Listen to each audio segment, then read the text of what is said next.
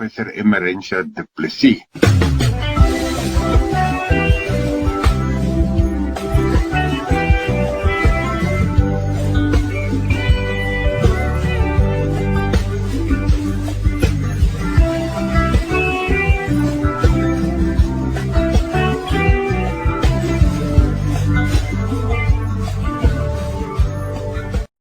Goeiemôre Willem en goeiemôre aan elkeen wat luister. Ek hoop dit gaan sommer baie goed. Vanoggend wil ek gesels oor gedagtes oor teenwoordigheid in 'n gewonde wêreld.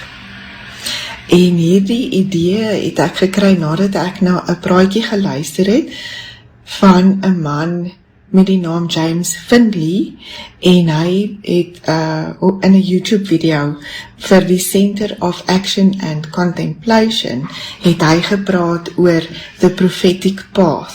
So as julle daarna wil gaan luister, doen gerus so. Die praatjie se naam is James Findlay on the prophetic path, en die YouTube kanaal waar hy gepraat het is the Center for Action and Contemplation. En dit is al reeds so 2 jaar terug wat hy die praatjie gedoen het. En gisteraand toe ek daarna geluister het, was dit so kosbaar vir my. En ek kon die verband sien tussen teenwoordigheid en trauma, waaroor hy spesifiek dan gepraat het. So ek deel graag my gedagtes ook met julle daaroor. En dink gerus verder daaroor en hoe dit dalk vir jou ook kan van toepassing wees in jou lewe. So ek het 5 gedagtes wat ek wil deel. Die eerste een is dat James Findlay sê dat trauma, die Griekse oorsprong van hierdie woord is 'n wond, en dit dui op om seer te kry of om lyding te ervaar. En hy sê dit is meer as net dit wat met jou gebeur, of selfs meer as net die nagevolge daarvan, maar dit gee ook vir ons die gevoel van dat God dalk nie na ons luister nie, of dat hy nie omgee nie. So dit is die diepste verlies van trauma, is dat ons uitroep tot die Here of vra vir sy hulp, en dat ons dalk kan ervaar dat hy ons nie hoor nie. En hierdie is 'n ervaring van dat ons vervreemd is of afgesny is van sy liefde. So dit is 'n groot verlies vir ons, en ons wonder dan of die Here ons hoor, en dit lei tot vrees en verwarring. En dit kan ook 'n groot invloed hê op ons geloof. So dis die eerste gedagte wat hy gedeel het, dat trauma 'n baie diep ervaring is vir ons, en dat die seer daarin ook baie diep lê, wanneer ons as gelowiges dan ervaar dat ons afgesny is, en selfs as jy nie 'n pad met die Here op die oomblik stap nie, maar dat daai ervaring is van vervreemding van die Here, dat dit 'n bitter moeilike ervaring is. Die tweede gedagte wat hy deel is dat dit is 'n vaste waarheid dat ons God se geliefdes is. Hy het ons geskep met die gedagte dat ons op aarde is om hom lief te hê. So hy het 'n verbintenis met ons van die begin af, vandat ons gebore is. Ons is vir 'n ewigheid in sy gedagtes. So of jy bewus is van daardie geloof of van daardie liefde, of nie, dit is so, dit is 'n gegewe, God is lief vir jou. En so God se verbintenis met ons hang nie af van ons belewenis of ons verstaan daarvan nie.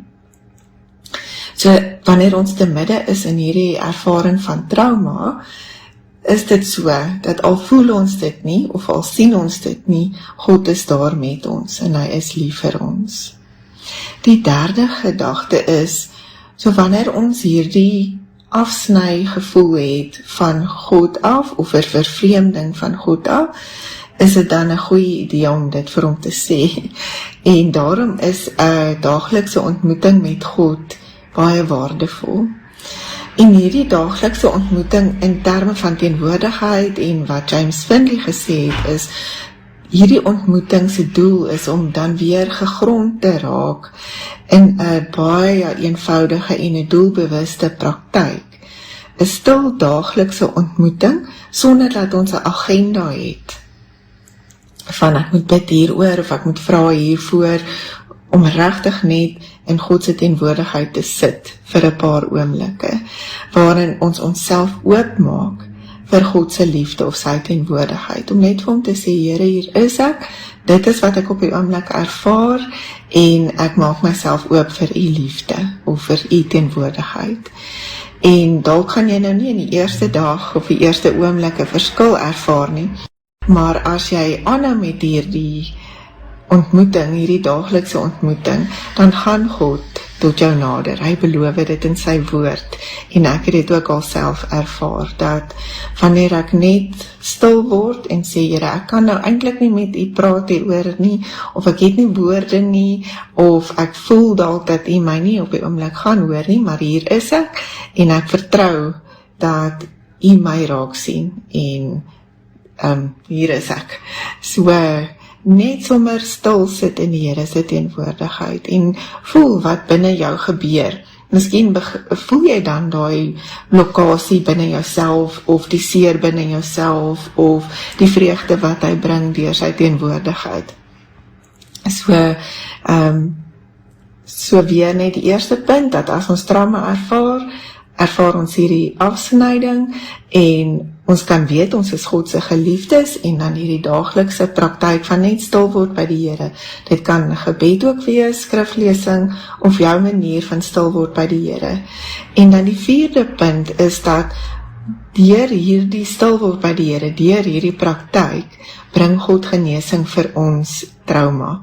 So ons het nie 'n verduideliking daarvoor nie, ons kan dalk nie eers sê wanneer het hierdie genesing begin gebeur nie, maar as ons terugkyk oor tyd, dan kan ons sien dat daar 'n verskil is. Miskien 'n dieper vrede daaroor, of minder verwarring, of aanvaarding, wat ook al die geval is.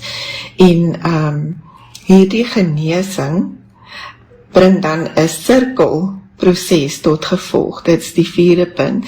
So hierdie genesing bring dan by ons 'n groter sensitiwiteit vir ons eie lyding, en maar ook vir ander se lyding.